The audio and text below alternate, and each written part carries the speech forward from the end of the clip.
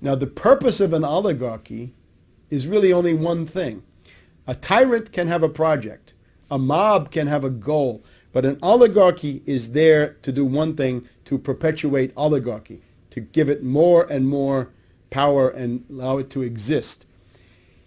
The mentality of oligarchy always depends on the idea that there's an elite and a mass. And there can't be anything in between. There's really no room for a middle class in oligarchy.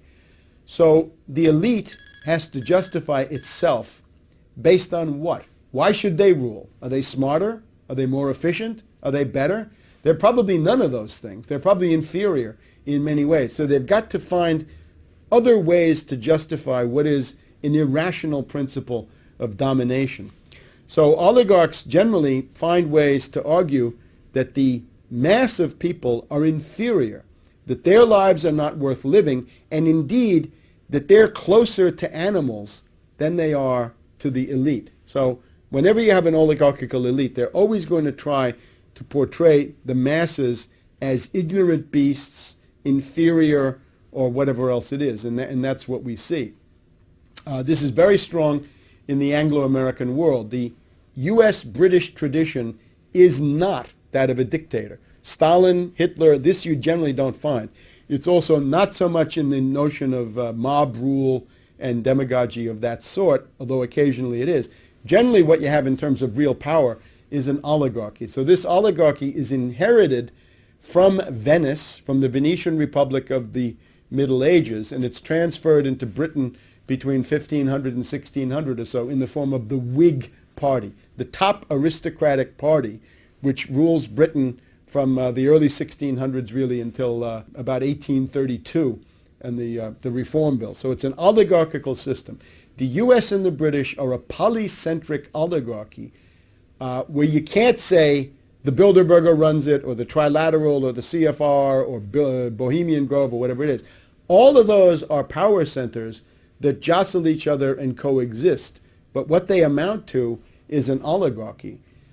If you have a tyrant, you can convince the tyrant to change policy. It can be done. But to change an oligarchy, as Plato points out, is harder because you've got to convince so many different ones, and as soon as you convince some of them, you've deconvinced others because those are the enemies and they hate the ones that you've convinced. So that's the problem that we face in the Anglo-American world. The Club of Rome is a group of old fascists, for want of a better word. Aurelio Pichet was the most prominent guy. He had been a fascist for Mussolini in the Balkans during World War II, done all manner of crimes there. And then we have his associate, Alexander King, who admitted that embarrassing thing, that the purpose of this was to express the genocide of the Third World. In other words, that it was designed to make sure that there would be no Third World development, that therefore the black and brown people of the world would not become numerous. So the Club of Rome is already the beginning of a genocidal mentality in which Holdren and Cass Sunstein and other people in the Obama regime participate. Naturally, as this becomes more extreme, as the breakdown crisis gets worse, and it is getting worse, as the depression deepens, you get into the definitions of useless eaters, lives not worthy of being lived,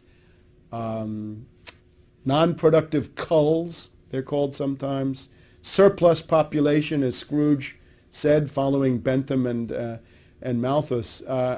And how many are there of such people? As the depression gets worse, it gets to be more and more of the population that are useless eaters and non-productive culls. So the problem that we face is the ideology has deteriorated.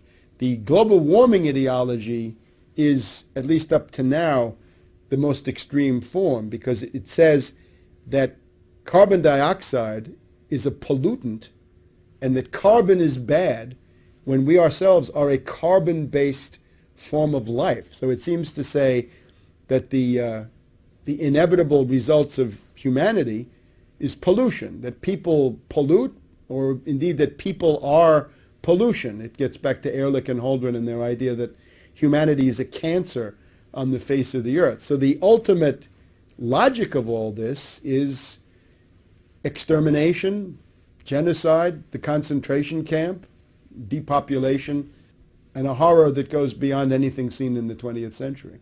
That's where Obama is essentially leading. When Holdren is confronted with his published works, the body of work on which his scientific credentials rest, he wants to run away from them and say that he's no longer the environmental extremist that he once was, that his genocidal fury has mellowed with age.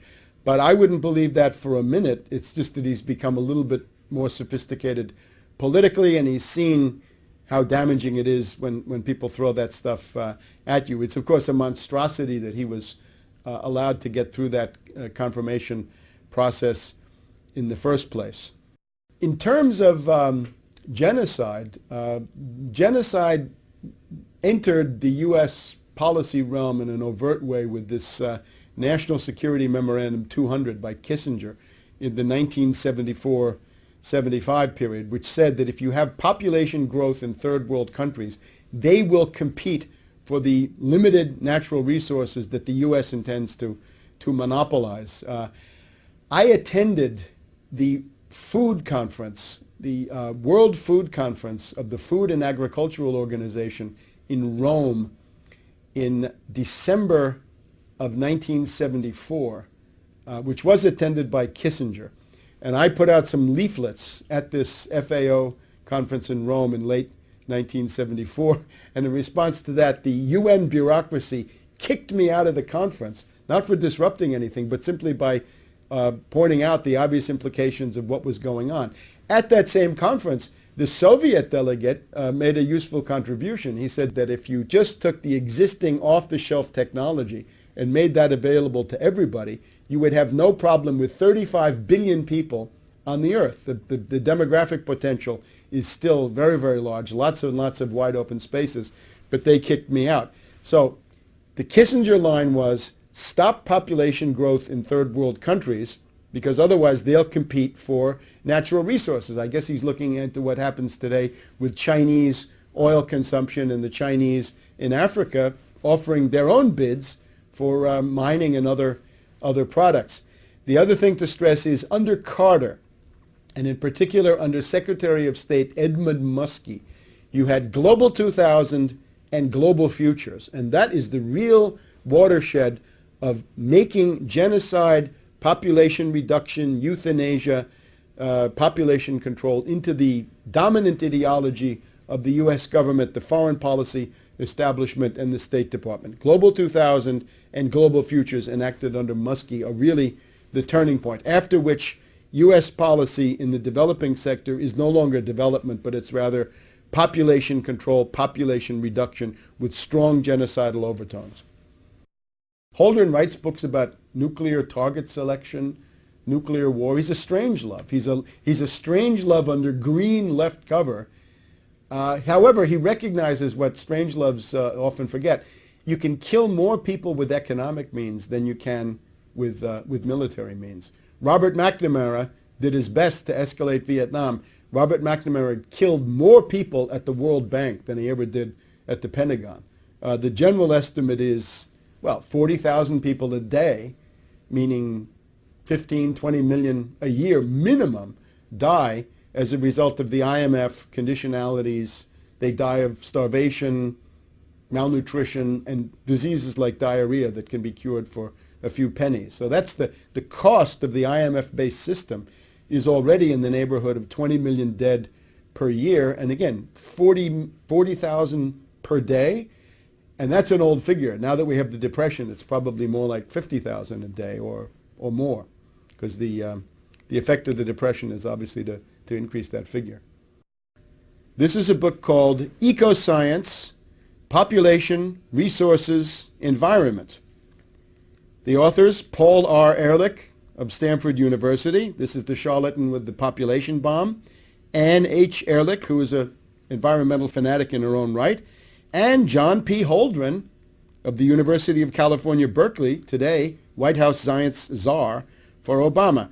Published by the W.H. Freeman and Company Publishing House in San Francisco. And the edition I have here is 1977, so we're in the Jimmy Carter era. First edition, 1970, second edition, 1979. 72. And as you can see, this is a hefty tome. This is the best part of 1,000 pages, more than 1,000 pages. If you count the index, we get up to 1,500 pages of raving, insane Malthusian drivel. And he tells you he's a Malthusian, a neo-Malthusian. He loves Darwin. He loves the struggle for existence and the survival of the fittest. And in some ways he wants to bring that into human society.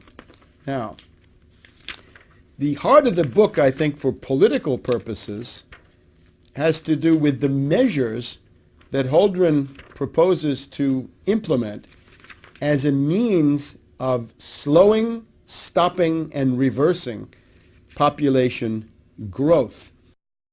The heart of the book, I think, starts on page 783. Population control direct measures. You've got to convince people of the necessity of reducing population.